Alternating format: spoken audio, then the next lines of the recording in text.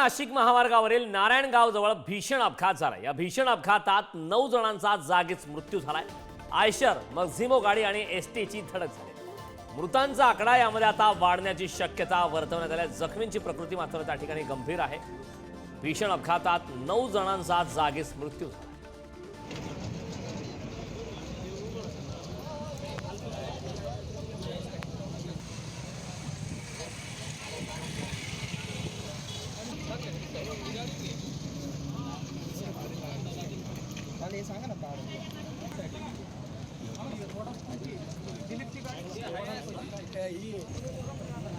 Eicher मक्झिमो गाडीचा भीषण अपघात झाला। मृतांचा आकडा मात्र आता वाढण्याची शक्यता आहे। जखमींची प्रकृती त्या ठिकाणी गंभीर असल्याचं कळतंय।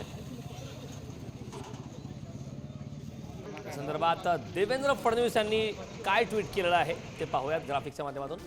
पुणे नाशिक महामार्गावर नारायणगाव जवळ झालेल्या भीषण अपघातात 9 कामगारांचा मृत्यू झाल्याची घटना अतिशय दुर्दैवी आहे असं फडणवीसांनी त्या ठिकाणी ट्विट केलंय। मी त्यांना भावपूर्ण श्रद्धांजली अर्पण करतो।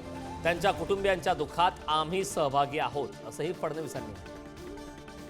जखमींच्या प्रकृतीत लवकर सुधारणा व्हावी अशी प्रार्थना करतो असंही यावेळी फडणवीसांनी म्हटलं। मृतांच्या वारसांना 5 लाख रुपये आर्थिक सहाय्य मुख्यमंत्री सहायता निधीतून करण्यात येईल असंही यावेळी फडणवीसांनी म्हटलं। जखमींच्या उपचाराची योग्य काळजी घ्या असे मी पुणे पोलीस अधीक्षक यांना सांगितले। संदर्भात ताज्या अपडेट देण्यासाठी आपले प्रतिनिधी तुषार दरेकर आपल्या सोबत जोडले। तुषार, खरं तर भीषण असा अपघात झालाय आणि या अपघातात एकंदरीत 9 जणांचा जागीच मृत्यू झालाय। काय या अपघातासंदर्भात माहिती?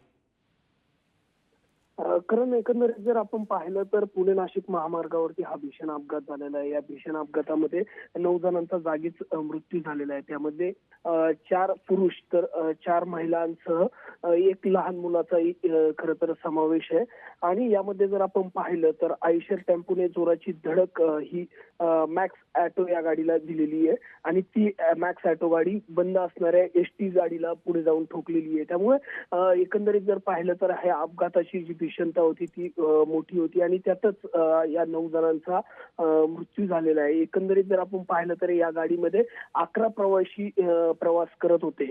त्यातील 3 जण हे जखमी आहेत। त्यांना स्थानिक रुग्णालयामध्ये दाखल करण्यात आलेलं आहे। त्यांच्यावरती त्यांची प्रकृती ही चिंताजनक असल्याचं एकंदरीत पाहायला मिळते। मृतांची जी संख्या आहे ती वाढताना दिसतीये आणि एकंदरीत या संपूर्ण घटनेमध्ये जर आपण पाहिलं तर हे संपूर्ण जे मृत झालेले आहेत ते पुणे जिल्ह्यातीलच रहिवासी आहे। जुन्नर या तालुक्यातीलच रहिवासी आहे। प्रवास करताना हा अपघात झालेला आहे। या सविस्तर अशा माहितीबद्दल खूप खूप धन्यवाद।